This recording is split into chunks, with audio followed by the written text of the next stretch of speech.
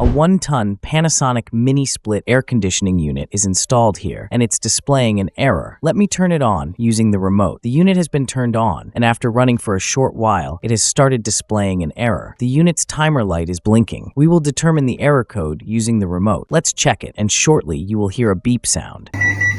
The unit has beeped, and the remote is showing the error code F90. Now we will fix this error and explain to you what it means. I have removed the circuit board from the outdoor unit. Let me show you the fault in it, as the F90 error is related to this circuit board. I have removed the PCB from its cover, but the heatsink also needs to be separated because we need to test certain points. This rectifier cannot be tested without desoldering it, so I have desoldered it. The rectifier is screwed onto the heatsink, so without desoldering the rectifier IC, we cannot separate the heatsink from the circuit board. Now, I will solder the rectifier back and start testing the circuit board. I always recommend conducting a physical inspection of the circuit board. This involves visually checking to ensure no components are burnt or damaged, which makes working on the circuit board much easier and requires less effort. There are 3 fuses installed here. One is located here, the second is here, and the third is here. Check them with a multimeter in continuity mode. I've already checked them, and they are all in working condition. After resoldering the rectifier back onto the circuit board, I noticed the same issue. The unit sometimes switches on and sometimes doesn't. This behavior persists even after removing the circuit board from the unit. Now, I have connected both the indoor and outdoor circuit boards. Remember that for this Panasonic model, the outdoor circuit board cannot operate without being connected to the indoor unit circuit, unless and until the communication wire is not attached to the outdoor board. One of the issues with this unit is that sometimes it turns on, other times it turns off, and occasionally it displays the F90 error code. The issue with the unit turning on and off could be due to a loose connection in the communication wire. This is a possible cause. When there's a loose connection, this problem can occur. Therefore, make sure to securely tighten the wire, which should resolve the issue. However, if the wire is burnt or damaged, it can still cause this problem. As for the F90 error, we will investigate it further. We'll supply power to the unit and then check what error it displays. When tested without the compressor, it might give a different error, but with the compressor connected, the F90 error consistently appears. Now I will power on this circuit board. The multimeter is already set up, so we will also check the voltage readings. The board has powered on, and the switching has been completed successfully. At the moment, the switching is working perfectly. Now, let's observe how long the switching continues. This will give us an idea of its behavior. We will also check what error it displays. The unit is now displaying an error, and the timer light is blinking on the indoor unit's display.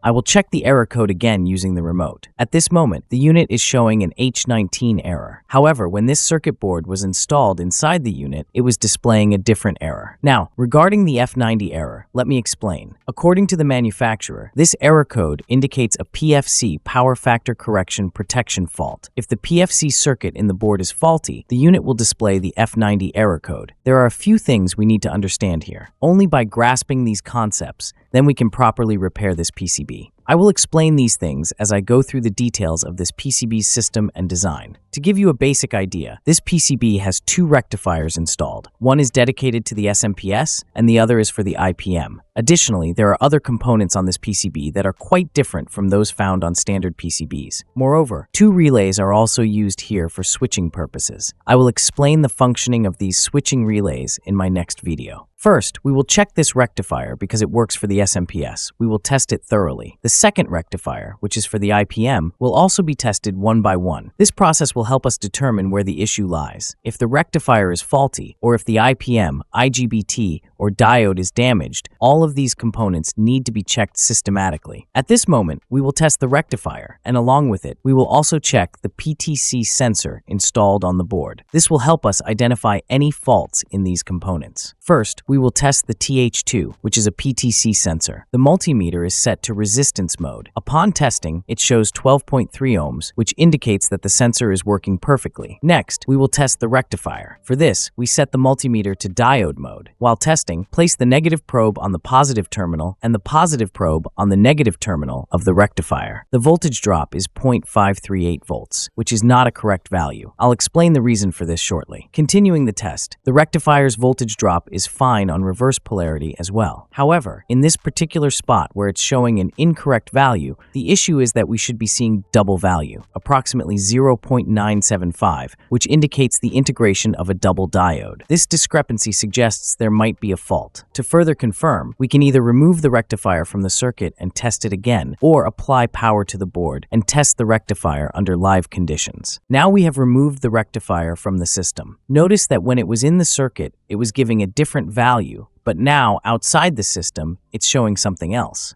When we place the multimeter's positive probe on the negative terminal and the negative probe on the positive terminal, it shows a value of 1.25, which is perfectly correct, as this is the double value we were expecting. This means the rectifier is functioning properly. The reason it was showing a lower value earlier is because it was connected to a capacitor in the circuit, which affected the readings. This explains the discrepancy. Now that it is confirmed to be fine, we can proceed further. Similarly, you can test the second rectifier in the same manner. We have already checked it, and it is working fine because we removed it from the circuit and confirmed its proper functionality. Apart from the rectifiers, other possible faulty components include the IGBT, diodes, IPM, and capacitors. While it's rare, there is still a possibility that the reactor could be faulty. Therefore, it's a good idea to test the reactor as well. To test the reactor, you can refer to the video that is already available, which explains the reactor testing process in detail. Now, this PCB is working perfectly and has been thoroughly tested,